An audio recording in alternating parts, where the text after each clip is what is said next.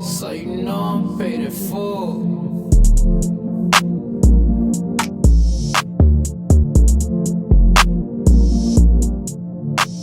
Hey, what's going on? You're tapped into another episode of the Joe Teel podcast. I'm your host, Joe Teel. And like always, I have another great guest, Lasha Wright. How you doing? Good. How are you? I'm doing great. Excellent. I'm glad that I didn't miss this because I forgot for a little bit. And then like you're delay on response, and I'm kind of delay on some response. I'm like, is he gonna see that I say yes? Or Yeah. no? Oh man. Did my messenger, and I'm sure you have some form of communication that this gets bogged down. Yeah. Messenger for me, because a lot of people are like just hitting me up all the time. Yeah. And I'll get lost in the sauce, and I will shut off sometimes. Right. Like when we were kind of talking before we started about like kind of how our brain can shut down sometimes. Yeah. When the first thing I shut down when I start getting overwhelmed is Messenger. That is the first thing. Get the blowing up. Yeah. Woo. And that's what I was trying to explain to somebody. Don't let me get started early ranting. But anyways, I feel like there's a difference between like Facebook and Messenger. Yeah. To me, there is a difference. It is. People be like, why didn't you reply to me? I saw you posted on Facebook. I was like, well, you don't get it. Like I can scroll on Facebook. If I open up Messenger, this is a whole nother world of stuff. Yeah, for sure. And you saw me on social media, and sometimes I don't even be on there, but you think I'm on there, and you think I should be responding to you. Yeah. I don't even have Messenger. Like that's how I'll be like, I don't have a Messenger. I do have Messenger though. Yeah, You know, yeah. Sometimes you got a lot to get out. like sometimes, like I don't even have that. I didn't see your message. But still, some people feel, and then when you put yourself out there, it's almost like you open the door, right? For people, like people start, because I'm okay when you hit me up about like business stuff, but like when you put yourself out there, it seems like people hit you up about anything. Yeah. And I get overwhelmed. Asking you a lot of questions that you don't know the answer to. Yeah. And then they need your help with this and that. I'm like, okay. Yeah. And I get overwhelmed with it. But let's get back to you. So tell them a little bit about what you do. Okay. I'm Lasha Wright, and I just turned 30. I'm a published author. I've been an author since 2017. I published my first book when I was 22. Right now I'm writing poetry books, and I'm gonna, jump into like children's books. I'm more a self-help kind of person. So I do like mindset coaching. I teach people about anger and depression and just emotions in general. I feel like people don't really understand their emotions, nor do they understand themselves. And I feel like the better you are to understand you, the better off you understand the world around you. That is true. I think for a long time, I didn't focus at all about how I was like feeling or thinking. Mm-hmm. I think it's like, especially like, I don't know, it may just be like a guy thing, but sometimes guys are just like, I gotta be tough. I got to go through it. Right. But I think that there is some, and I'm sure you can agree that there's good in trying to like analyze, not overanalyze, because that's a whole separate problem, I'm sure. But at least trying to figure out like, why am I feeling like this? Like, what is going on in my brain? So get to the root problem. And sometimes it's not necessarily the problem that you think it is. It's something deeper from childhood, because a lot of people don't spend time working on their inner trauma. And some people don't feel no point of doing it. Like, why am I focused on the past? Because if you don't focus on healing from the past and those traumas that cause you to be affected now, they're going to ruin all your relationships in life. All your businesses you open, you're going to blow up out of anger and rage and not even know why. You're going to, just walk out on things that you could have stayed in too, because you never were taught when you was younger. So you just got to have a better example and then just grow from your traumas. So things that happen to us for kids, well, it's like, this is one thing that's always so wild to me, is that the amount of stuff I remember from being a kid is like, I mean, there's a lot to draw from, but there's a whole bunch of stuff that happened that we don't really remember, right? Yeah. Especially when you're real little. But it seems like these are times where we're like developing. Mm-hmm. So it's like that seems like a weird, like, I don't even know what you would call that. Like, it's almost like ironic that some of the main times where we like develop, you don't even remember. Right. Because the brain learns from observing. The brain learns from behavior. And if you want to teach your brain anything, you have to watch behavior in order to teach it. It's learning patterns, it's learning behavior. Is how your brain learned. Like people who are in abusive relationships, they saw abuse growing up. And then they saw people tell each other they loved each other. So they get in relationships when they're older that says, okay, I saw this growing up. It's okay because they saw the same patterns growing up. So they was like, okay, well, this is love. That's what they think. Yeah. Okay. That's what their so brain is saying, telling them. It's okay. Yeah. But deep down inside, your heart is telling you you're feeling pain. You're just like, this is not okay. I'm getting beat up. I'm hurt. That's where generational type of like trauma comes in, right? Yeah. You can, I don't know. That's why it's so important to like know your history. Yeah, know your history and be on top of it. Like when I think of my kids and how they see me, and I still have like these anger outbursts sometimes too. But it's just like I watch my grandpa do it, and I watch my dad do it, and I'm like the nicest one out of the line. It seems like we're getting tamer and tamer as it goes down. Are you the middle child? I'm the youngest. Youngest. I just have one older brother, and so. Oh man, especially before the military, I would just fly off the handle. Right. But my grandpa and my dad, they're both very short tempered. And I mean, they're good. They were good, in total, good people, but, quick to anger for sure. And like you're saying, I think I saw that and was like, that's how you respond in like a tense situation. Right. You just fix it with anger. Right. And I get so frustrated with myself because like I know as I get older, I know better now, and I'm realizing, okay, I can't be like this. I can't be like dad. I can't be like grandpa. Like there's good things to draw from, but at the same time, it's like there's certain things I shouldn't. I get frustrated with myself because like I'll just fall back into those tendencies. Yeah. The first thing you have to do is definitely forgive yourself for those moments and give yourself grace, because we all are going through like these learning process of of healing.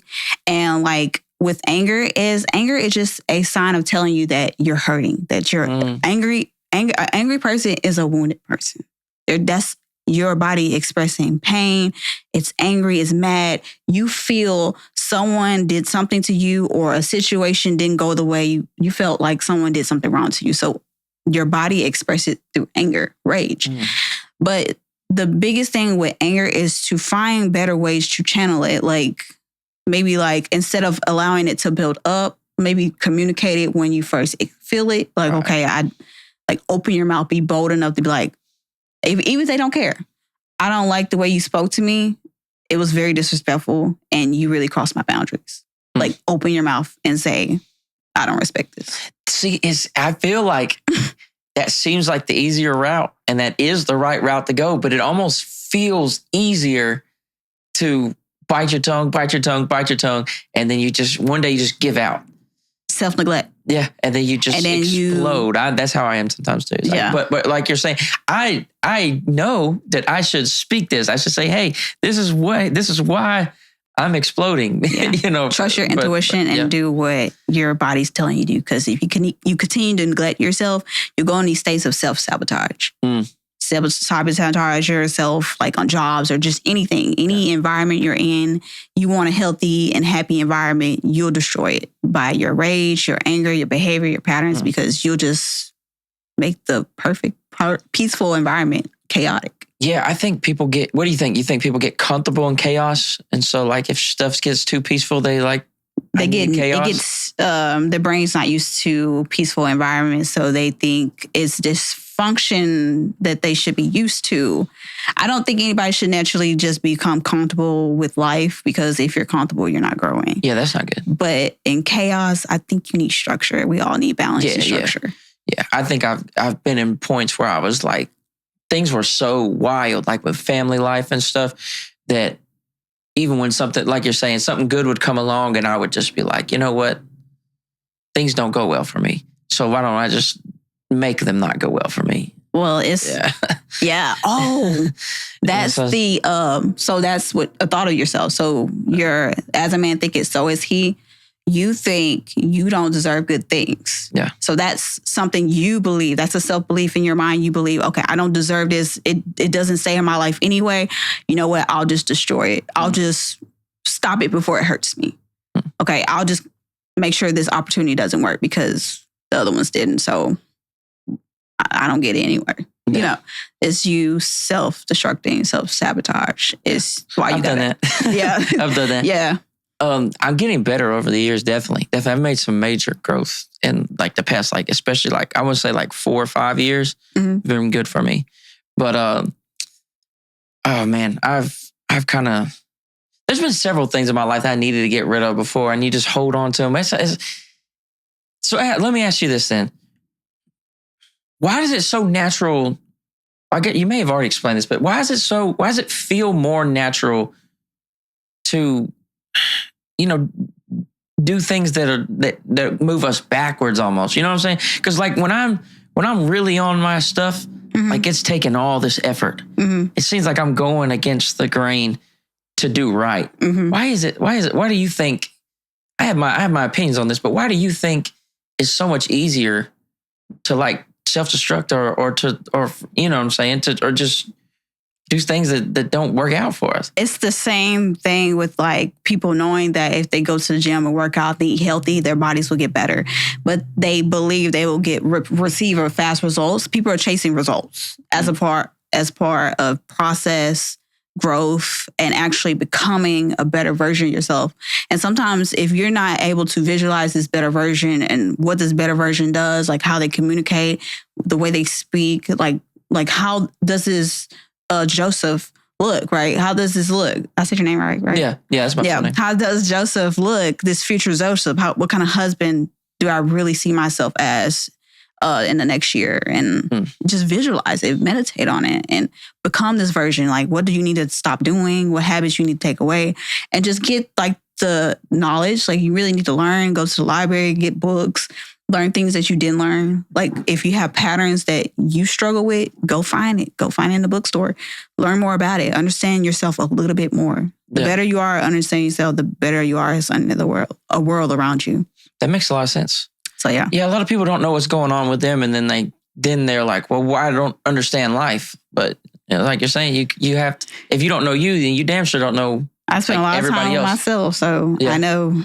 Yeah, I got to understand people because I teach the mind. I teach mindset. I teach people with their identity. I teach people to help them with their purpose and stuff. Do you ever struggle with like when people kind of like uploading their problems to you, like as you're trying to teach them, or like you're going through their struggles with them, like it kind of like coming off on you some? Does it ever bring you down or? No, I think since childhood, I've always learned to become what I've never had, or I had to learn how to be that for myself, and I learned to be that for other people. So I'm really strong in a lot of things because I had to learn to be for me. Yeah.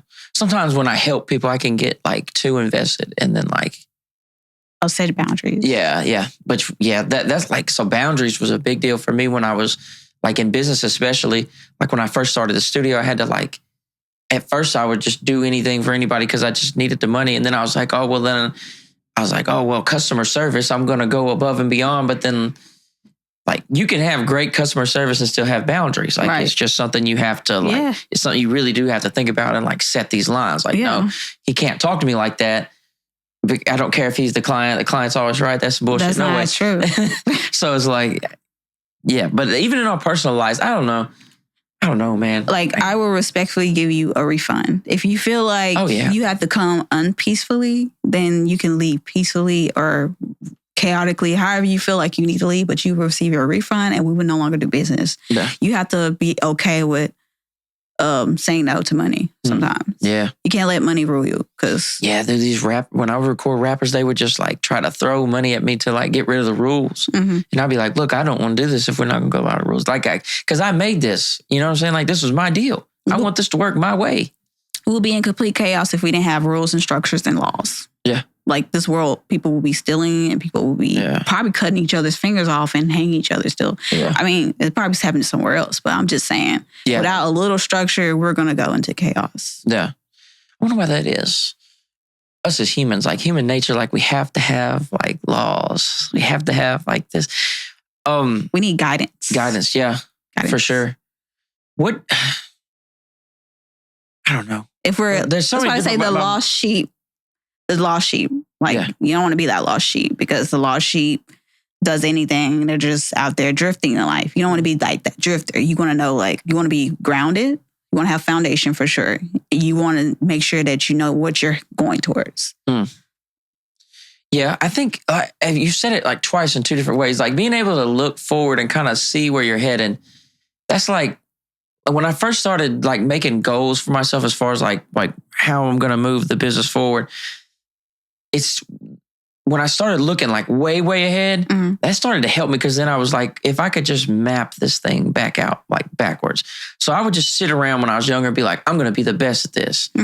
But like not thinking about okay, I like picturing myself as the best. Now, what did that take to get there? And like working backwards. And then, okay, now I need to hit those steps the right way. Right. And there was lots of things I attempted to do when I was younger that I didn't look forward enough. Right. I think that's big. And you've said it twice in two different ways. Just being able to see forward. Mm-hmm. What do you think is the what is the biggest struggle you've had? What is your main struggle? Like as far as like career wise, let's say. Finances and having investors and like I always invest in people or their dreams or like just be supportive, but like just not having enough support or just people seeing my dreams or my vision, like having to put so much into it and like having such a slow process. But you've been in it so long. Right. You know what I'm saying? You've been in the game so long, you like, did they just start and they already there? I'm like, just like, oh yeah, you might see somebody else that like gets a faster start and you're like, man, I've just been chipping away at it for years. Yeah, but I think that's because some people's destinies are greater. Yeah, and also they may blow up faster, but they may not be ready to handle it because they don't have all that time put in that you have. And then some people don't get the one hitter quits. They put that one good one out. And like those people who made the music back then, you're like, what happened to them? Like they made that one good song and you're like, I ain't never heard them ever again. Yeah, remember that song Replay? iPod stuck on replay. What happened to him? I don't know. I think it was you know the artist Jelly Roll? Jelly Roll, yeah. Yeah, he was on Rogan and he was on Joe Rogan and they were talking. When? This was recent. This was like last month. Oh, it was a good one because I love Jelly Roll and Rogan's cool too. And he was saying that, you know, he's been in like the music game for a long time. Mm-hmm. And so he's done so many shows where it's like 10 people in the crowd, 20 people in the crowd. Right. And then, you know, when he was 38, he blew up. Mm-hmm. And now he's in front of stadiums. Yeah. And now he won a country music award, even though he's 38 and was a rapper. Like, it's crazy. Right. And he was like, I see these guys blow up off like TikTok. Mm-hmm. And then you put them in front of like 30,000 people. They don't know what to do. Yeah, I had to start. Like, I've been doing this for 20 years. Like, I know what to do now. And that's a good thing. You get the years in it. Like, I've been doing it, been an author since 2017. Yeah. I've been on YouTube since 2013. Like, I mean, you got the years. Is it the same channel? Same channel. Same channel from 2013. That's impressive. Yeah. Let's talk about, we'll get to the books here in a second. Let's talk about YouTube for a little bit. What's been the biggest struggle of YouTube? YouTube is like, they say thumbnails are important. Right. Thumbnails and like creating the thumbnails, the editing, the intro, just doing all the things and making sure that it's got clear view, it's clear sound, and just making sure that the people return back to it. Like, give them what they really need. Yeah. Some people just want what they want, but sometimes you got to be in the world to give people what they need. Yeah. Because they can't find what they need out there. They're too busy with people doing pranks and entertaining you. It's not anybody that's willing to step up and be like, hey, we got enough prankers, we got enough jokers, got enough comedians. Somebody needs to do like mental health. Somebody needs to talk about this. Somebody talk about anger, because behind closed doors, the people that are speaking jokes, comedians, struggle a lot. Oh, yeah. Struggle a lot. Yeah, the suicide rate for comedians is crazy. I'm really into comedy. And I listen to like 12 comedy podcasts like consistently, which my life is, I just listen to podcasts. That's like all I do now. But that's a good thing. I enjoy it because I like people talking. It's better than scrolling. Oh, definitely. Better. 100%. But man, a lot of comedians, they are like really sad. Mm-hmm. But it's something about like always making other people laugh. Right. It's like if you don't take care of yourself and stuff. So like one thing I do like about like Joe Rogan especially is that he's like friend oriented. So like he blew up, he's huge. There's no one bigger than Joe Rogan, especially like in the podcast world. Mm-hmm. But when he goes on tour or even in his club, it's like friend oriented. These are the people I like to be around. And so he just brings people that make him laugh, that make his life better. Like those are the people he goes on tours with. Those are the people that come with him. You want to bring people like that around you because... And you can also afford it too. That's something different, yeah. Some people may not have all these options that Joe Rogan has. You ain't lying. Yeah, man, you were talking about finances. It's very hard to fund your dream, huh? Yeah. Because you have this dream and it's like it's bigger than you. Yeah, it's you have like drive and goals and all this stuff. And then sometimes they're like, money. Where's the money at? You can visualize this dream. You visualize yourself here. You see yourself there. You see yourself doing this and you create all the things, but the friends. Like, are you, okay, the biggest thing with entrepreneurship is can you be committed when you're not getting any views as well as when you got all the views? Yeah. So that's the biggest thing. It's not that you start the podcast. People start things every day that they quit the same.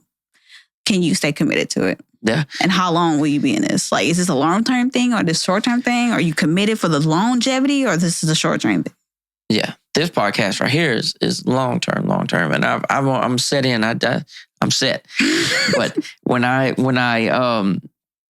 started with a co-host on the original show I started, and thankfully I've revitalized that show. I was scared it was going to give out, but I found the right pieces to make that show. It's a comedy show, so we just make fun of shit, and it's a lot of fun, and I really enjoyed that. I've seen it. Yeah, it's a little wild. I love it. You did a podcast the other day. It was something about debating something aggressive. Something. It's a podcast where they like. Oh, Addicted to Arguing. Yeah. Yeah. That's my other show. So this is a Joe Teel podcast, and then I have another podcast that I've done 38 episodes on called Addicted to Arguing. It's a straight up. Yeah. It's comedy. We make fun of stuff, and then we find something to argue about normally every week. That's cool. I found the comedian Derek Keener that's from around here, and he's on tour. He's with famous comedians like all the time, and he comes back town, and on Tuesdays we record. So we kind of like, me and him teaming up, it's been awesome. But I started to bring all this back. I started that Addicted to Arguing podcast with another guy, my buddy. Nothing wrong, nothing against him. But I don't think he was ready for like how slow it is. Yeah, the beginning. Yeah. We did like 20 episodes. And, you know, there was moments where we blew up on TikTok a couple times just from some out-of-pocket jokes and stuff. And then you go get 1 million views or you go get 900,000 views or whatever we did. It was just a few times. But there was these moments where like, oh, this could work. And then, but like the episodes would get like 100 views. Or like 20, one of them, we posted an episode that got like 25 views. And we're like, this is a full-blown episode. And I got 25 views like in a week. And you think that it would at least do like 50 or so. You know, you get bogged down with numbers and all this stuff. And he was like, you know, he was like, oh, well, this just isn't working. And I said, dude, we're going to have to do this a long time, brother. And he's like, no, I'm out. I was like, well, I get it. You know, and I understand. It's an investment. It definitely is. Yeah. Time, energy, effort, and persistency. I wouldn't say consistency because there's some days we fall off. Yeah. Trust me. Man, all content creators fall off at some point. What goes through your head like when you start? How do you keep yourself from not getting too focused on like the numbers? So what was the purpose of you starting in the first place? Yeah. So you have to go back to why you started. Yeah. Because if you get too focused on the numbers, you get too focused on the fact that you're going to make money from this, you lose focus on why you started. You lose focus on why you began. And it's just no point because then you're beating yourself up because you're not financially in a place. Yeah. Don't do that. Yeah, like this show, I have my mission statement. Basically, it's just like, I want to have cool conversations with cool people. And it's like, so that's just what I tell myself. Yeah. Anytime I see like the numbers, I'm like, it's not where I want it to be. I don't think about that. Book another person. I want to have cool conversations with cool people. I want to talk to who I want to talk to. And I want it to be unedited, basically, unfiltered, basically. If I say something too stupid, I'll cut that shit out. But the original mission, the why is cool conversations, cool people. And if I can you're 100% right. That would be my answer too. Like, refocus on the vision. Go back to the goal. Yeah. Why did you start in the beginning? Yeah. What made you want to write a book? Like, what was the moment you're like, I need to write a book? It's just, I guess, because I feel, maybe because it's empathic, I can feel the suffering of people. Because of all my troubles and my traumas and the things I've been through, I felt the need to write something. I felt the need to help people. I genuinely enjoy helping other people. It just gives me a great joy. So it's kind of like where my mission statement, I was almost like, I need to do this for this. Yours is like, I need to do this for them, which probably sounds a lot better. It's a great cause. And sometimes some people know in themselves that they're not born for themselves. Like I tell people all the time, like the stuff that you've been through is not for you. It was for somebody else. So like learn from it. Yeah. Yeah. So like when you meet somebody else and they're like, oh, man, I went through this and this and this. And it sounds just like what you went through maybe like months or a year ago or 5 years ago. You're supposed to pull them out the ditch and be like, I've been there. Yeah. I overcame that. You will too. So just like pulling people out of the thing you overcame. Like our troubles and our experiences we go through, it's only to help other people. It's not for us. Yeah. I think there's several different ways to learn things, and there's different scales of how hard it is to learn. So you could learn things the hardest way possible by it's like learning that a wall hurts. You just run into a wall, right? Mm-hmm. Yeah, I could watch, if I just sit around enough walls, somebody's going to run into a wall, and I'll be like, you know what? That hurts. I should not do that. Right.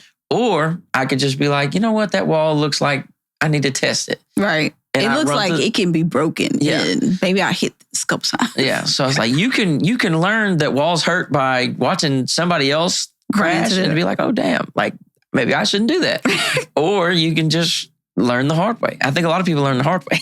I don't like the hard way. I like to learn by learning from other people. I think a lot of people could save themselves some trouble if they just learn from other people. But that's why books are so big. That's why podcasts are so big. That's why all these things are so big. All this stuff is like... I think me personally, is the only best way to break generational curses is not become one. Yeah, a lot of people that grow up without fathers, or people that grow up in like severe poverty, or people that grow up with like alcoholic parents, or all these different things. It's it's so easy to just be fall into those things. And then like the brain, the biggest thing, like that's why I say, as a man thinketh, so is he. People who focus on not becoming like their parents are more likely to become like their parents simply because they're more focused on not becoming it. So the primal thought in front of their mind is, I'm not going to become like them, but you're naturally becoming like them because you think about it all the time.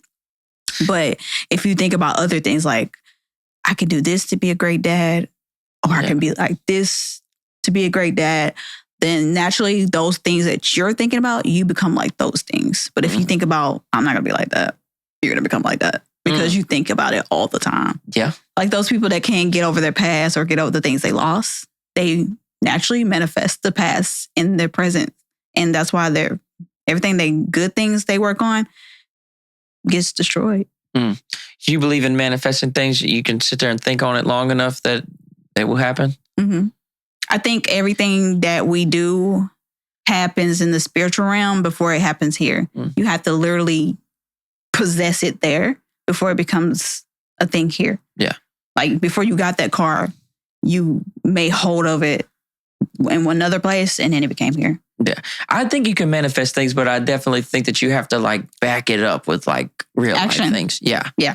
Because you can't just be like, I'm going to be a millionaire. You say that in the mirror every night, but like then don't do anything about it. Then, you're not manifestation is not without action. You definitely need to be moving towards the goal, but you definitely need to be visualizing it every day. Like, what does it look like? What does it feel like? You need to feel it. Yeah. Like, what does these happy moments on vacations look like with your family? Like, feel it, visualize it. What's the place? Like, what you want to be doing when you get there? Like, see it, but also work towards it. Like, get the plane ticket, get this. Like, work on it. Yeah.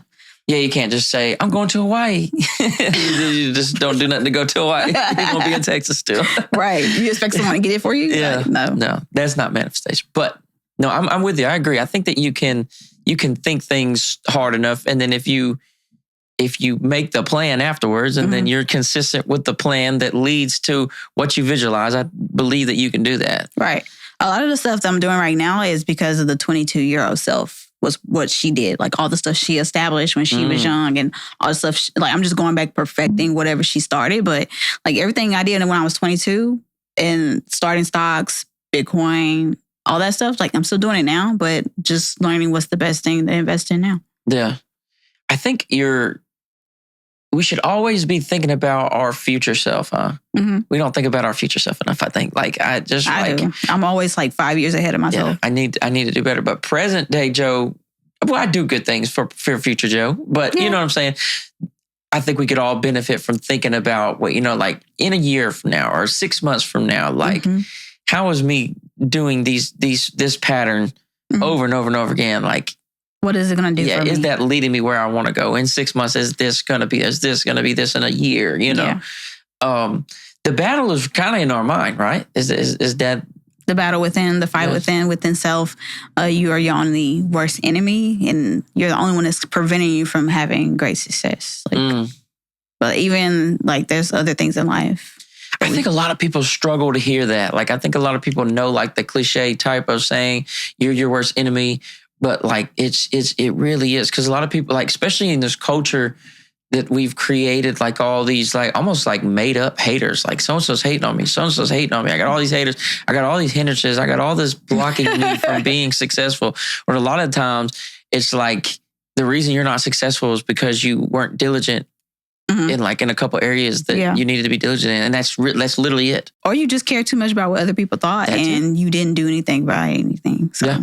Somebody said that words can only crush you if you give them weight. Yeah. So like you can only let somebody... You got to give them power to offend you. Yeah. And then sometimes, because it take a lot to offend me, you got to like betray me for me to be offended. I'm like, you really did that? Like, that's the only time I can actually be offended is if you do something bad to me. But I was talking to somebody about like forgiveness.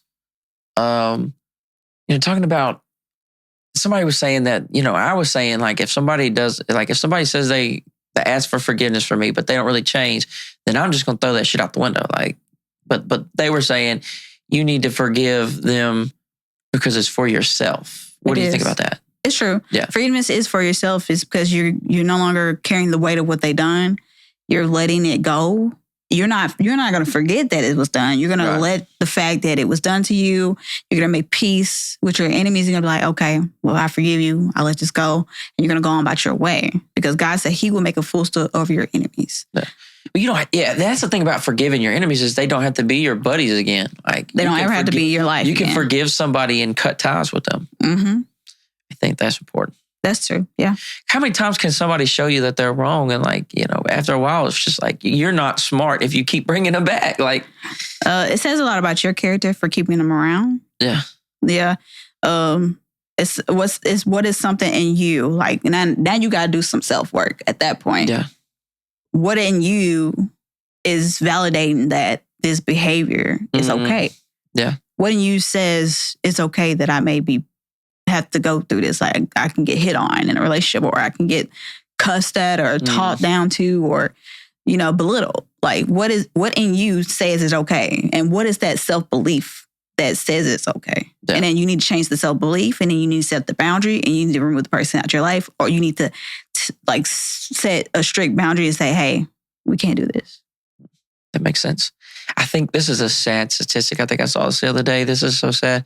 But I think it said that women that get abused, like it normally takes like 7 times before they'll actually call the police. 7 is the number of completion. Yeah. They get tired of this shit. Yeah.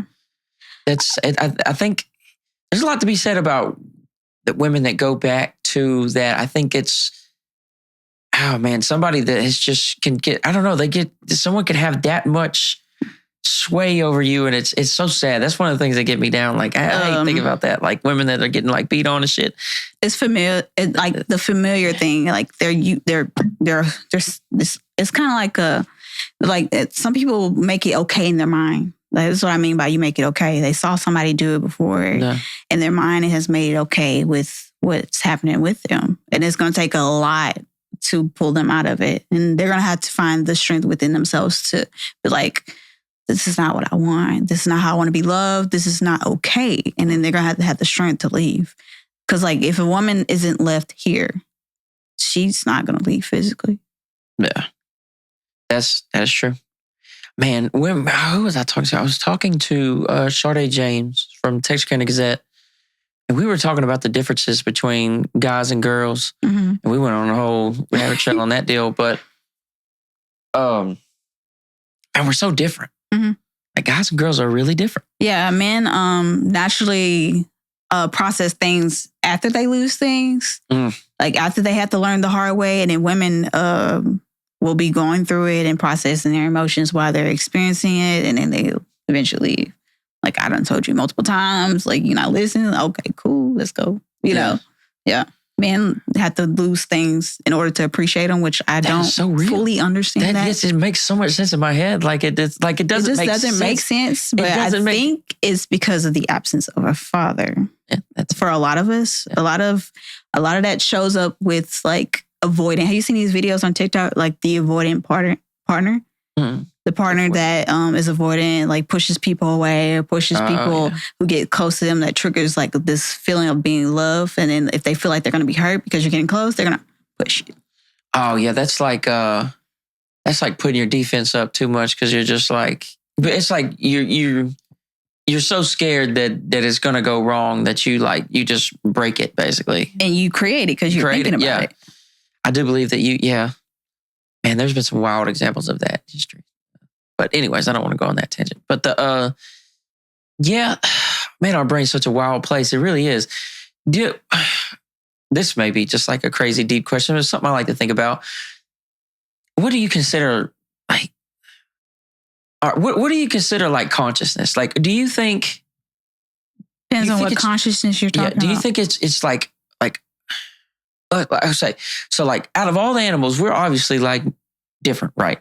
Like we're not like a dog. Very different. Yeah, we're able to make these decisions. We're the only ones out here building cities and recycling and doing things like that, or not recycling or whatever the hell humans are doing this week. Right. But like, and we feel like the word like soul gets tossed around or like, so let me ask you this before. Do you think we have a soul? Do you think that's something separate from like our brain and body?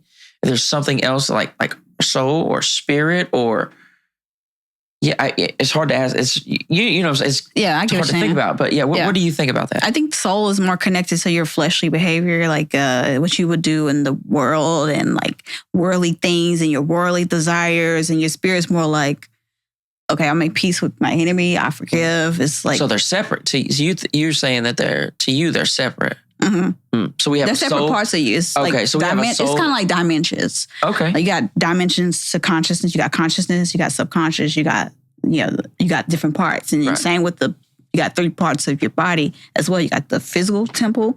You got your soul, and you got your spirit. Yeah. So yeah. Okay. Yeah, that's interesting. Yeah. So you got to take care of all of them, though. Yeah, but who you are as a person, you think that there's something deeper than just like your brain and your emotions and chemicals and all that stuff. Mm-hmm. That's what I'm getting at. Yeah. Right. I think something deeply is within us. And a lot of us, some people never get an opportunity to actually become what is inside them. And then some people brave it out, figure out who they are, and get closer to the inner God within them, and they become this ultimate version of who they are, and they rise to the highest purpose, their highest purpose. Yeah. Some people don't make it to see it because they don't have that guidance or inner God inside you. What do you mean there? Like that, the God within you, like the God, you connected with the God and the Creator, cool. And then you're connected with the inner you, and then you becoming one with the God, and then you growing to become that greater version of you, like becoming the way God wanted you to be. So there's a potential. You're saying that there's a potential in everybody, and some people realize that this is something they should be chasing and working towards, and some people just don't even think about that there is like this potential version of yourself that it is going to go accomplish something great or become something great or godlike or connected deeper, right? Is that what you're saying? Yeah, and there's a lot of people I come across in life is some people don't really like to go against the grain, go on the path of least resistance. They like to stay on the no obstacle path, like maybe like a floating down the river kind of path. But some people don't want to go against the tide or the ocean. Yeah. Some of us are willing to jump off the cliff to, you know. Which is interesting because like I spend a lot of time in the woods. Like I, like even today we went. I love camping too. Away. Yeah, I like to backpack camp. Yeah. So like we'll go out there and all we have is a backpack and it's me and a buddy or two. And, but in the woods, you naturally. Or one with nature. Yeah. You said what? One with nature. Oh yeah. And you naturally follow the path of least resistance. So, which you're saying that we need to go like in real, like, we need to be able to get off that path. Because your following was familiar, was comfortable. Yeah. Well, that's what it seems like that's why people not like fulfilling your purpose. It feels like is the natural way. If that's what I've been getting at when I've been talking to people lately. And it's something that's been, I don't know. It seems like naturally you're not going to fulfill your purpose. It seems like you have to go do all these other things to get there. Yeah. Mm-hmm. It seems wild to me. But I mean, it makes sense. It does make sense, but it just seems like a wild concept that naturally I'm probably going to just screw up and crash out. And so I'm going to need to do all these other things and really fix myself if I'm going to do like what I'm supposed to do. Right. I think a lot of people think they can do it on their own. And to me, if I didn't have God in my life, No. I don't think I would be here still. Right. Like, I think some things require surrender. And you have to be like, God, you know what? I don't know what I'm doing. I don't know how this is going. Look, the debt's piling up. The bills are piling up. The business, you gave me this idea. You gave me this business. You gave me the stuff to do. You gave me the people to help. But God, I need help. Like, where's my help, right? So when you get to that point in life where you just don't know, you don't have an answer, you don't know what to do, life is falling apart on every area in life, you got to trust that God is going to make a way for you. You're going to have to trust what you've been doing. You got to continue going forward. No looking back. Yeah. Because it's nothing back for you. There's nothing that's going to help you get where you're going back there. You're going to have to keep pushing. Keep pushing, keep providing yourself with better information, keep investing, keep believing until the door comes where it changes your whole life. Yeah. Keep going. I like that. Yeah. Yeah, we need something outside of ourselves. It does seem like that. It definitely does seem like that. Because a lot of us are struggling because we don't have that thing. Yeah. And that thing is foundation. Yeah. I think a lot of people fail to realize, like, what I learned from my experience, my relationship with God is when I put anything over God, whether it's a relationship, a job, a business, or anything, he strips it from me. He takes it away. Because I made it my God. Yeah. I made that relationship my God. I made that business my God. I made that money my God. And I had to suffer the consequences because I made it above the one that made me. So, yeah, that's deep.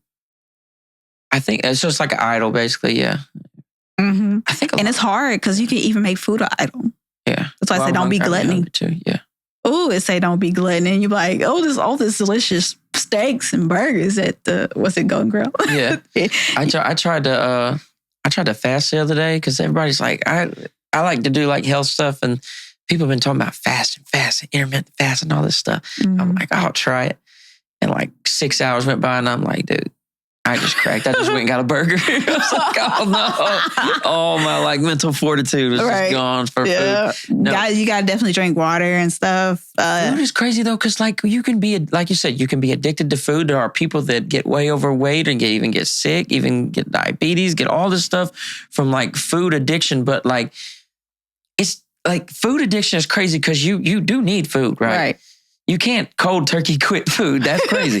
But like if you're on cocaine, you can cold turkey quit cocaine, but you can't cold turkey quit food. Like you're gonna have to eat, and eating may open that door. So it's like, I think that's a hard one. That's a hard one, I think. We're born into a broken world, and the world is filled with broken people, and it requires a level of mental fortitude and strength and will and desire to want to heal, grow, change, and become that person that you're actually here to be. Yeah. A lot of us are born in the world. Everybody's initially born in the world with an assignment, a mission, a purpose, and a reason to be here. We're not just here to exist. Pretty sure we're not. So you think every single person has purpose, right? Yeah. Everybody has a purpose for being here. A lot of people don't ever find it, but we're all here for a purpose. That's kind of sad to think about. That's why they say the graveyard is the most richest place in the world, because that's where all the unfulfilled dreams are. Oh, that's so sad. Mm-hmm. Damn, let's look at the camera. Damn, that's sad, y'all. Damn. The graveyard is the richest place in the world. Oh my gosh. It's a lot of people died before their time for being in the wrong place. A lot of people were doing things they shouldn't have done. A lot of people just wasn't around, didn't have the right guidance. That's why I try to be a mentor. That's why I try to be a coach. I try to help young people who struggle with the same things I struggle with, or just put people on the right path. Like at work, I'm really like a counselor amongst men, like counseling people all day. They come to me, vent their problems. I lead them to the Lord and do my thing. So you think, okay, that was interesting. Well, something you said there was interesting also that I'm thinking of. You said that somebody may be in the wrong spot, and that may be, you think that,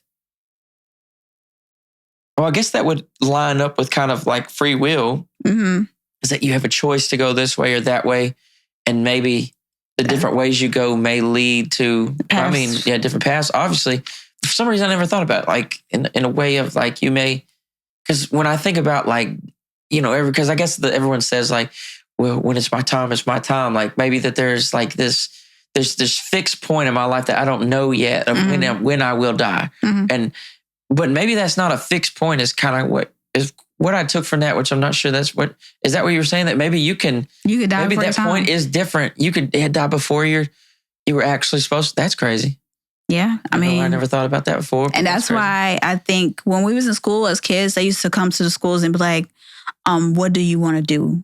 Like, that's the first thing they ask you. Like, what do you want to do? What do you want to be when you grow up? Like, this bull crap. Like, you need to be asking people who are they? Who are you? Because innately, you can't really do anything in life if you don't know who you are. You're going to constantly be doing things in a false identity because you don't fully know who you are in this world. And the purpose and things you're chasing out there will burn out of because you don't have a solid foundation with you. Hey, who are you? Hey, but man, imagine going to the school and asking a 5th grader, who are you? They're going to be confused. It's going to stick with them for life because then it's going to put them on the path of like, who am I? If you'd asked me who I am in middle school, I would have been lost in the sauce. I don't know what I'd tell you. That's good because it'll be a question that will ponder in your mind. Because you're still in the grooming stage of growing. So you want people to plant good seeds into you. Yeah, that is a good seed. I don't know. I always get like have you ever looked at like a big map of like even our solar system? You like look at our solar system. You got these planets and the sun. It's this big, huge thing. It's spinning through space. And there's more galaxies out there. It's this big, humongous thing. And it's like, I'm here. There's a little dot on that. And on that dot, I'm in this little state. And I'm paying taxes and like struggling to survive. And like I'm a part of this system that seems like it's the only way. And it's like, there's like a whole universe out there. And I'm on this little dot paying taxes. It's just crazy to me. Like I'm sick of taxes. Like, it's so tough. Like life is so hard. And like it. Yeah. I always just think like and then it could sometimes be easier. Like it really could be easier, but we've set these because money is what money is because we decided that's what money is. Right. Money is paper. Right. Even in a bank account, you look in your bank account online now, those are literally just numbers. And I think even it going digital should even prove that more. Like this is absolutely nothing. Right. This is something because we decided it is something. Right. I think a lot of what we go through in life is something just because we just I almost said that word, my bad. Just because we freaking decided to be in it, to play in a part. Yeah, I think that's why I could always make peace with everything I do in life because at the end of the day, whether you know everything that's going to take place, the person that you choose to be with in a relationship, whether you know everything they're going to do, everything they're going to throw at you, whatever they're going to put you through, you chose the moment you say yes, we're going to be in a relationship. You chose everything that will come with that person. Right. So you constantly chose with your free will. You said yes, no matter the consequences, like this business. You chose no matter what the hardships is, no matter how much you have to invest, no matter what comes your way. You chose to say yes and to invest, no matter what comes your way. Yeah. And no matter the consequences or whatever comes into it. It's the same with every decision in life. People don't think about the consequences or the pros and cons of things, but I think about the long-term game. Yeah, that makes a lot of sense. Oh, Lord, I almost just went on a random wild thing. My mind is crazy. I really am like a crazy person that just No, figured you're out how not to function crazy. a little bit. But you're just, you got to think about thoughts as clouds, right? So thoughts are like clouds. They're fleeting. They're fleeting all day, but you need to figure out what thoughts you need to get rid of and like the thoughts you want to slow down and like, okay, let me focus on this thought. Kind of like a camera. Zoom in, like, okay, this thought I want to focus on. Okay, let me analyze this thought. Let me think this thought through. Okay, next thought.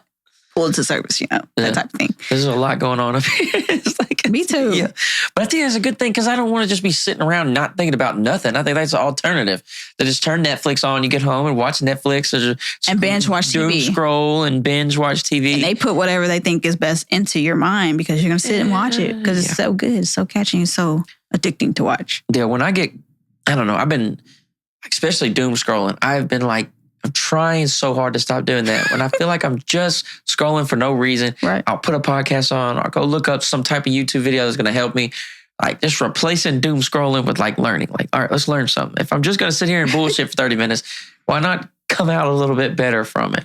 I'm very invested in books. I spend $100 on books, leaving bookstores. I want to invest in my growth. Do you read anything outside of self-help stuff? Do you what do you read outside? Like, do you read like fantasy or like you get into? I love the Lord of the Rings and things like that. That's yeah. I love Lord of the Rings. You seen the new stuff that's coming out? It's the cartoon, the War of the Rohirrim or whatever coming out, or are you talking about the Gollum deal? The Rings. Oh, the Rings of Power. Oh yeah. Okay, yeah. You been watching the episode? Yes, I watched it all. You watched it all already? Oh yeah. I need to go finish it. I watch them when they come out, the night they come out, because I'm on these pages and they'll ruin it. Oh, they do tell stories. I'm big into Star Wars too. So like as Star Wars, as it comes out, I watch some of that stuff, like House of Dragons. Yeah, Game of Thrones, House of Dragons. I love all that. All that stuff the day it comes out. Yeah, like if it's a weekly release, I watch it because the internet will ruin it. Right.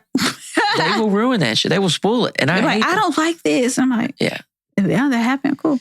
But maybe I'm those weird people. I'm like those kind of people that I want to know. I want you to tell me, but there's always somebody around me that doesn't want to tell me. I'm someone who I don't mind uncertainty. I don't mind not knowing. I just like to know ahead of time so I can know what to expect. No, I don't like that. I love it. I like, so when I watch movies, I'm guessing the end and it drives my nuts. I said my nuts later. My wife nuts. Sorry. It drives my nuts wife, but it drives my wife nuts. Because I'm always watching, I'll nudge her and I'll be like, he's going to end up killing her. Watch. Like, that's how I watch movies. Like, I don't want to know the ending because I want to try to figure it out before it shows. I'm so weird because sometimes I watch a lot of Chinese dramas too. Really? So I watch a lot of Chinese drama. They got like 40 episodes per drama. And it's in Chinese, or is it subtitles? It's subtitles, yeah. Well, and I've dabbled in a little anime, so I've watched like subtitles. Yeah. But only like action stuff. I don't. They got action. It's like those IP Man movies. It's kind of but it's a lot of fighting. IP Man was crazy. They got these Chinese dramas where they're like, okay, they kidnap these children and they raise the kids up to believe that they're adopted, and then they send the kids out to kill their own parents. And not know. Like, it's just like a lot of good stuff they create. Like, it's a lot of stuff. Yeah. I'm like, people really do at this stuff. Yeah. Oh, dude. One thing TV has showed us is that the world is wild. Yeah. And sometimes they like hyperbole, they make it bigger than what it really is, but maybe not. I mean, obviously I don't think John Wick is out there like killing 100 people for his dog, no. But there is people out there that will. Yeah. It's like, man, I get in some of these podcasts and that's where I've really been figuring out like how crazy the world is. Yeah. Based on what they're saying. Yeah, it's like Danny Jones. There's a guy named Danny Jones. There's a guy named Julian Dory. They have a lot of like CIA agents on there and like, damn, my bad. I've been trying not to say the F word as much, but I love it. I love the F word. God's glorious. But anyways. I love the MF word. Yeah, it's nice. It just comes out great. Yeah. But anyways, they have these, I was listening to this one dude that like infiltrated the cartel in Mexico. Yeah. And like, it's stuff like that. And then you just realize like how crazy the world is. And then like I went down this cult rabbit hole where I was learning about a bunch of different cults. And I'm just like, dude, the potential that some of these people have is like crazy. What do you think? Because like I feel like the normal person doesn't have these impulses. Like, do you think it is really just like childhood trauma, or like how are these people getting to the point where they can do these things?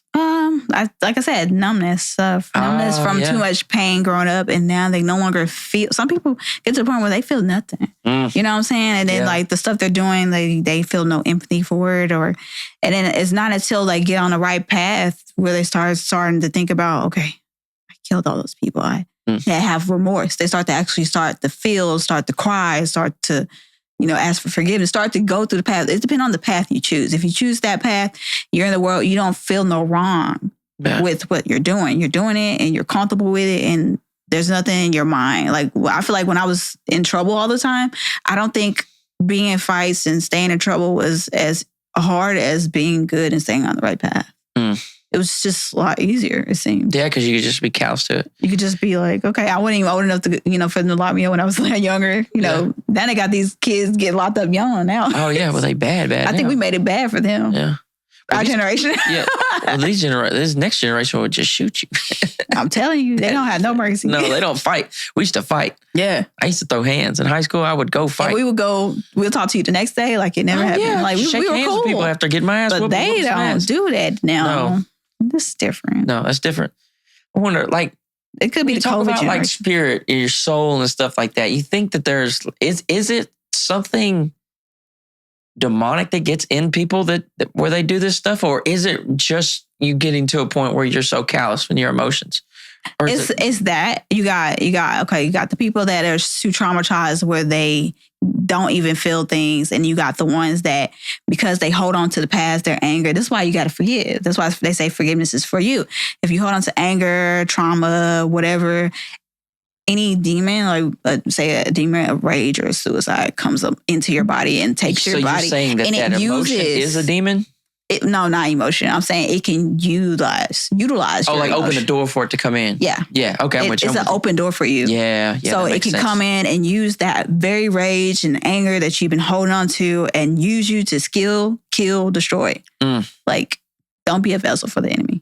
Let go of the traumas. Let go of the pain. Let go of the past. Make peace with yourself and forgive yourself. Where are you at with therapy? You think that's a good deal? I think therapy is good. I just think you have to choose the right kind of therapist for you. Yeah. What would you consider? Well, okay, right. You said right for you. Okay. Yeah. What best suits for you. Yeah. Yeah. I don't think you should just go to anybody. I think you need to go to somebody that you genuinely think can help you. Yeah. That you would want your therapist to like be able to like we were saying earlier, look in the future and also have a goal of where you're gonna get. Yeah, where you're gonna get to. Yeah. Man, imagine having a bad therapist. That would be terrible. Yeah. And you know, that can be from taking on to people's pain for so long. Like maybe they got to the point where they self-absorb everything that they heard their clients go through. And some people get to the point where they can't differentiate what their emotions from other people's emotions. So then they're carrying the burden of other people as opposed to like identifying is this really my emotions or is it the ones I just spoke to emotions? So that's the biggest thing about being a mindset coach or a therapist or anything with psychology. You just got to understand, like have these understandings of yourself and knowing like, okay, this is their emotions and this is my emotions and that's it. I think I would, let's say tomorrow they said, Joe, you got to go be a therapist. I think I would take a lot of people's problems in. I think I would let it. Absorb. I would absorb. You're a sponge. Yeah. Okay, sometimes. Then you know, okay, so based on knowing that you're a sponge and you only absorb things, you're not really the kind of person that needs to be scrolling on social media because... Right, yeah, because I'm just taking all that bad You're taking shit. Like the election, for an example. I went through like this 2 or 3 week period, like it's towards the end of the election, where I was on X and I'm just learning. I was telling myself, you're getting informed. Yeah. But like... Getting informed is just knowing something and like taking what you know and like running with it, but not necessarily over binging on it. I got in like way too deep. You was on binge mode. And I was like, dude, the world is going to blow up. I don't like this shit, because it's like because everybody, especially in an election, everything's heightened. Everybody's emotions are heightened. Mm-hmm. There's like these two sides. People are unfriending each other. I mean, you see people, I feel like if election can cause you to be that way, it tells a lot about you. I was shaking my head before you finished the sentence. I 100% agree. I just don't. Because at the end of the day, humans are humans. If you need a reason to delete me, here it is. I'm voting for so and so. Like me, from a business standpoint, I don't ever want nobody to delete me. First of all, because I might say something that I might do something that I want you to like, maybe accidentally pay attention to one day. Yeah. So you getting rid of people that already, unless you're like really like against me or something, and I really feel that, I'm not deleting nobody. So somebody like, if you need a reason to delete me, I'm voting for so-and-so. I'm not going to delete you. I honestly don't really care if people love my opinions or not. I'm really just a truth speaker and a truth seeker. Yeah. I don't really care for anything else. Yeah. And you have to get to that point where you're bold enough to be like, I don't care about the rest. As long as I get my truth in and I give you my truth, that's all you can do. I think we get it. I think here's what, and I was talking to Chase Livingston. Mm-hmm. He does something similar to you. He's about to release his second book, and he goes and travels and speaks does a lot of stuff with kids and stuff like that. Dude's so motivational. It's crazy. Great guy. Oh yeah, we got to go through a lot of stuff mentally, but yeah, we definitely motivational people. Yeah, and he what did he tell me? He told me. Oh, we were talking the other day about, and the election stuff came out because I interviewed him the day after the election. So we were just talking about it. It was super fresh. Mm-hmm. And one thing I was thinking, and I was going to run this by you, this thought, I think we get like personally attached to like the ideas that we decide are right. Mm-hmm. I think that's why elections really get us going because we find these things and we feel like they're truth and they may not even be truth, but we have decided in that moment, this is it. This is so big. And this is world changing. And I'm a part of this big thing here. And if you don't agree with me, you're stupid or you're dumb because that's like almost like the natural thing that comes from that. I'm so connected to this idea and you disagree with this idea. That makes us enemies. Yeah. Yeah. I'm more of those kind of people, like I can have a conversation. Like you got two people having a conversation and then they'll ask me for my input and I'll be like, okay, yeah, you were right for that part of the time. But you were right here. I'm those kind of people. You don't want to really pull me into a conversation because I'm going to tell you when you're right and when you're wrong. Because I just want the true information out of it. Yeah. But that's a good person to have around. Yeah. On Addicted to Arguing, we have there's three of us, and there's another guy I didn't tell you about. His name's Chief. He sits right here where the podcast is. And Derek sits right there. And me and Derek, we don't even really disagree. Yeah. But we just come at these arguments from basically coming from like different places. He always sits back and examines it. And then me and him will look to him at some point every time it happens and ask for his input. And he'll be like, I like what you said here. I like what you said here. He's like what you're describing. Mm-hmm. And that's like, that really brings our show together because like he's seeing us from the outside. Like he's watching this debate because me and him will just go into an argument. Right. And we're good about arguing without not going at each other. Like we're just really just exchanging ideas and shit. But he always sits back and watches. He was probably a very quiet kid and he was very observant. Yeah. People who grew up quiet, like I didn't talk for a long period of time to the point where they placed me in special ed or whatever. So like I was just very observant. It took me a while to talk, but eventually you were paying attention though. Yeah. I was watching everybody's behavior. Oh man, and this is going to sound crazy for someone like me that talks all the time, but just talking all the time doesn't even mean you're smart or that you got a lot going on either. It could possibly just mean you have a lot in you to say. Yeah. There's a lot within. Yeah. Which is good. That's why you make a podcast. Yeah. You grew up talking a lot and it was for a reason. I feel like I have my moments on here. Sometimes I say dumb stuff. Sometimes I go off on rabbit trails that don't ever lead back. But for the most part, I try to stay focused. Yeah, try to stay focused. Yeah. But I'm enjoying it. I love to just, it's something like I learned. So like I got into history podcasts and science podcasts and I've been learning a whole bunch. And I feel like I just learned, and I know that there's other people like this, people that learn from like people conversating about it is different because I'll go listen to like, sometimes even like an audiobook is not the same. I can't get as much. I need like two people really discussing it. And then I learn like that way. That's how I really You're really observant learner. You got to observe the people. You have to observe a teacher teaching it as opposed to listening it. Because like Audible is not like observing a person showing you, displaying, writing on the wall.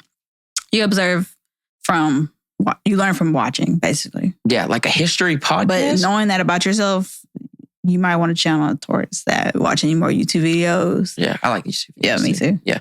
I just, like, if I'm listening to like a history on an Audible book, it's nothing like listening to like Lord of the Rings on an Audible book. I can do that. Yeah. That's easy. Because we can imagine what's going on because we know the characters we faithfully watch. Yeah.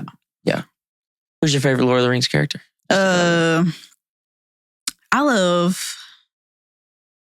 I just love the elves and the dwarfs. Yeah. I love all of them. Yeah, I like Legolas was cool. He was doing the main elf that was running around with him. He was especially in the movies. He was my precious. Oh yeah, that's Gollum. Yeah. He's so funny. Yeah, I don't know, man. I got big into Star Wars. Like I've listened to like on Audible. Cool. I've listened to every Star Wars book. Like almost every. There's like over 150 of them I have on Audible. Over 50? 150. 150? Yes, I've read them all.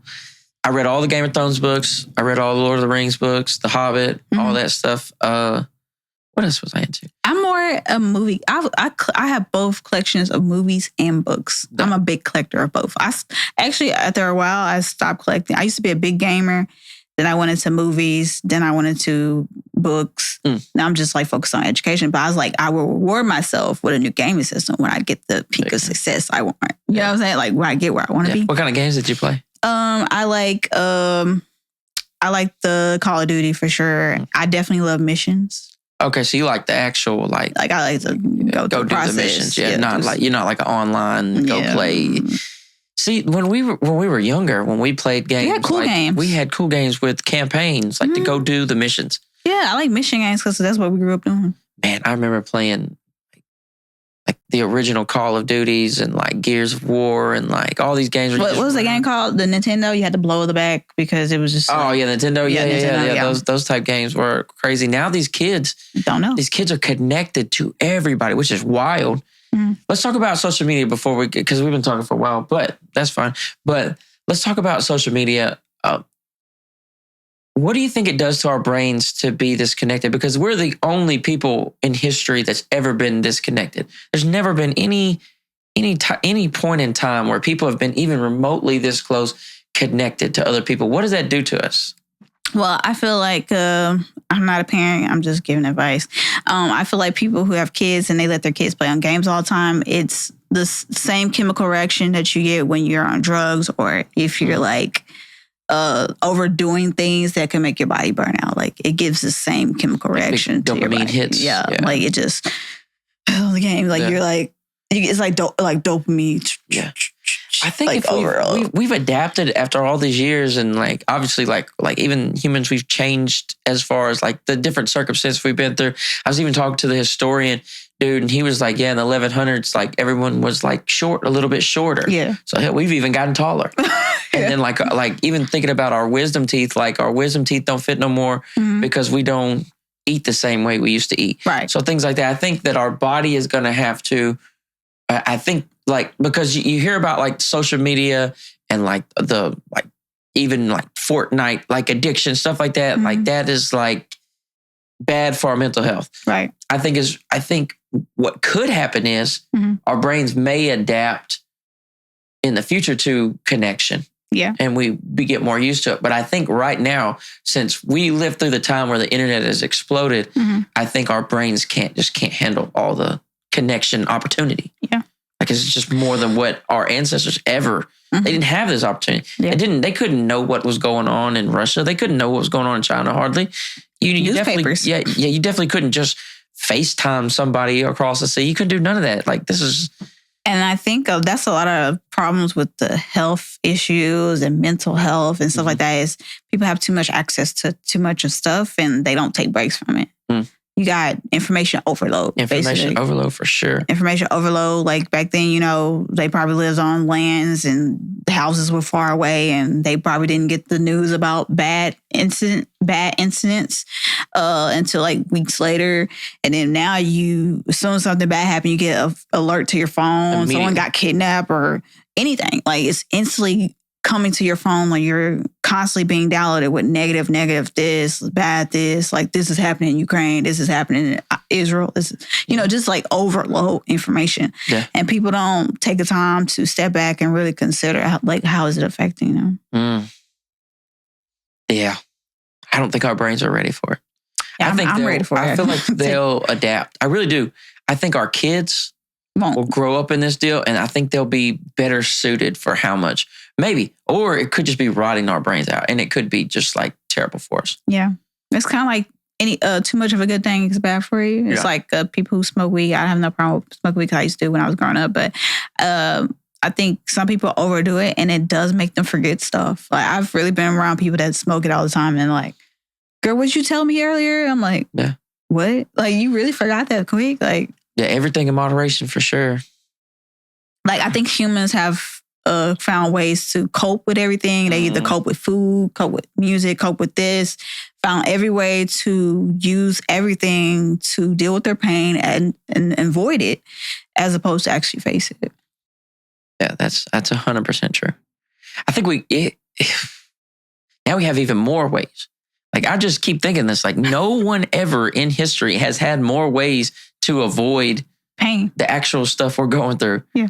Yeah. This is the time, like, of distractions, of different scapegoats for our problems. So you got to have your head on a swizzle out here, because you never know what you could be distracting yourself from. You got to be very cautious nowadays.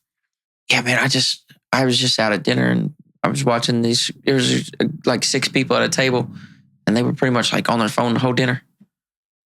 Not involved with the world around them. Yeah.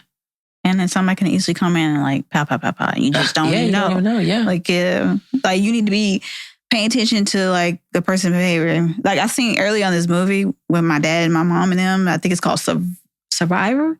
Yeah, and then we was watching it, and this man, he dropped the cigarette. He was in the car, and this man was giving the cop the flash drive information, and he opened the window and he dropped the cigarette, and that signaled for other people to come for them to take him out. Oh no! So you just never know. Like one small thing can change your whole life. You just don't know. Like what people are signaling, what certain things mean. You don't know. If you're not paying attention, you definitely don't know. I wonder how many people get followed. Especially when you're traveling. Like if you're a foreigner, you're not a foreigner, and you're going to another country. Yeah, you need to be careful. Yeah. Like put your stuff I was listening away. to the CIA agent, and this is a crazy story. He got in trouble. This is, his name was, I'll have to look it up. I'll think of it later. But anyways, he was a CIA agent for a long time, and he brought down like the third in command for like the Al Qaeda right after 9/11. And anyways, he found out that in the CIA they were doing United States was torturing people in a way that was way beyond what we were supposed to do. Mm-hmm. And he was a whistleblower, so he basically told. First, he put in a report and said, "Hey, I'm noticing this happening." They were saying, "Hey, cut it out. Like, don't go down that. Yeah, don't go down that road. Don't go down a rabbit hole." Yeah, there's too much that, and he's like a high-ranking CIA agent at this point. Anyways, so there's this leak that the leak is possibly about to come out. Mm-hmm.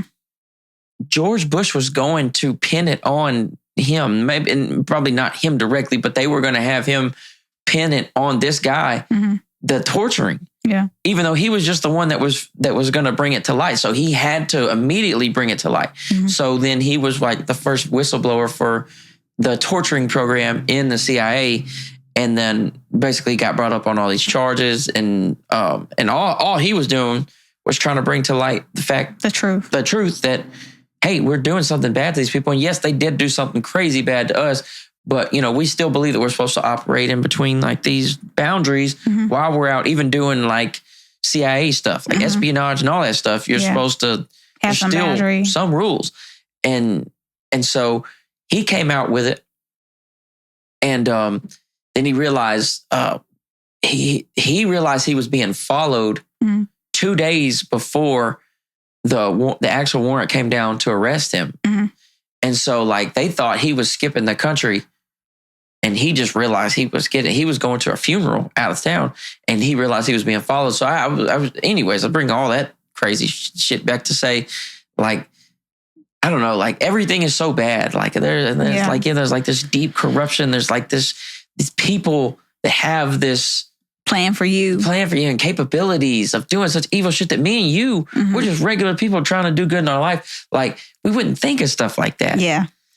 But no one has, that's a lot of energy to consume with. I mean, I'm very calculating as far as like planning for my future and making the right decisions and making sure how I calculate for the future. But calculating in that sense, like scheming, I could never been in the palace or back when back when China was like a dynasty, and back when England still's a dynasty, like kind of sort of, but not as strong as it was. Yeah, well, their prime minister does everything now, and their monarchy is like a figurehead. Yeah. Where it used to be like the king would just like say you're done and you're done type deal. Yeah.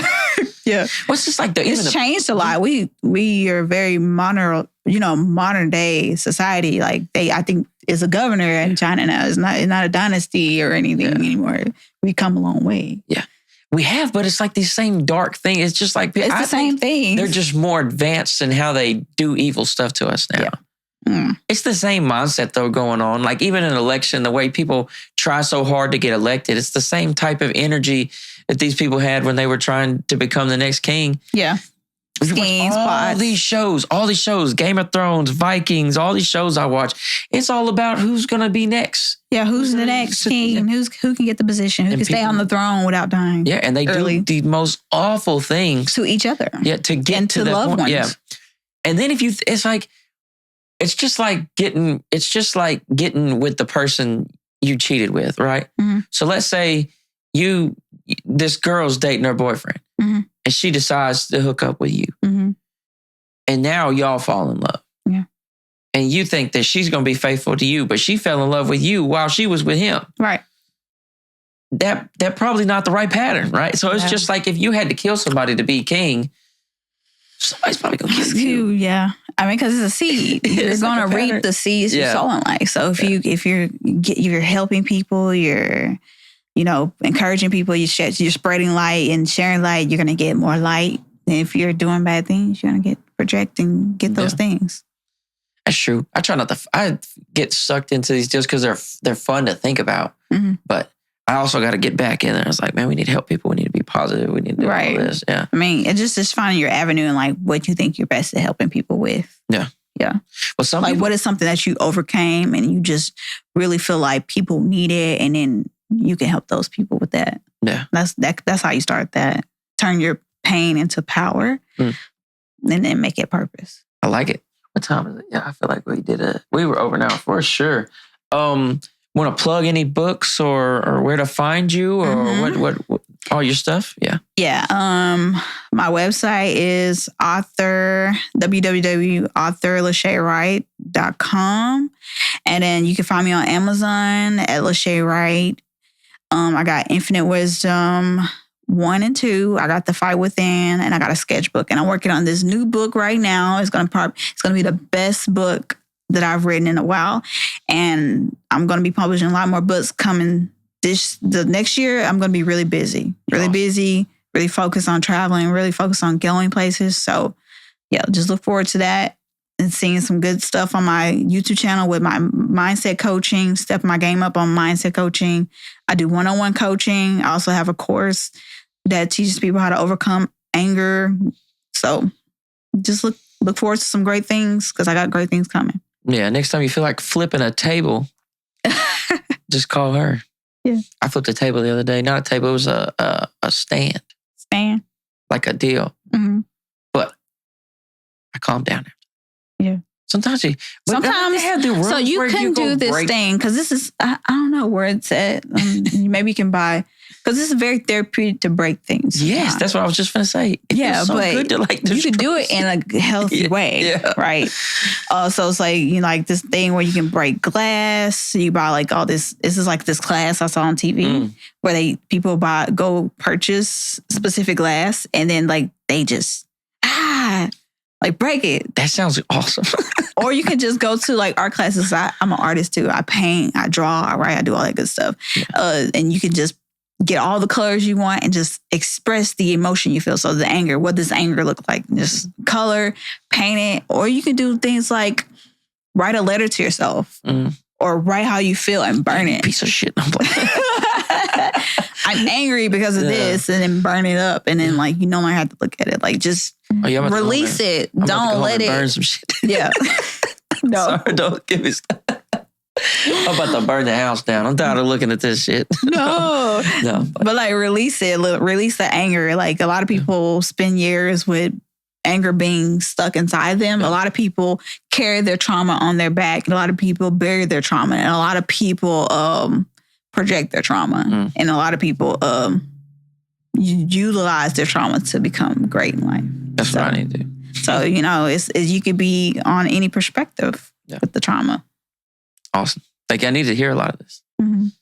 I'm doing better. I feel like I'm doing better, but there's still areas where we all can do some work. Gotta get better, for sure.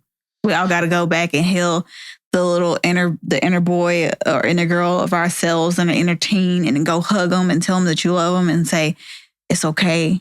Even though you didn't get this, I got it for you. Yeah. Like, just go back and heal that person, heal that you. They need it. They needed a hug. They needed a father figure. They needed someone to be there for them. But you can be that. You can go heal that part of you. I like it. Thank you for coming on the show. Thank you. I enjoyed it. Thank you for inviting me. Fun. Yeah. We did an hour easy money. Yeah. I'll have you come back. We'll talk about more stuff. Sound good? That's cool. For the people listening, thank you. Thank you. If you're watching on YouTube, like, share, subscribe, do all that stuff. Leave a comment. Tell me what you like. If you're on Spotify, what is on there? You can rate it. That's what I need you to do. Right. Rating really helps. Yeah. Sorry, it's been a long day. But thank you for tapping in. We love you. Have a blessed day. And we'll see y'all later. Right.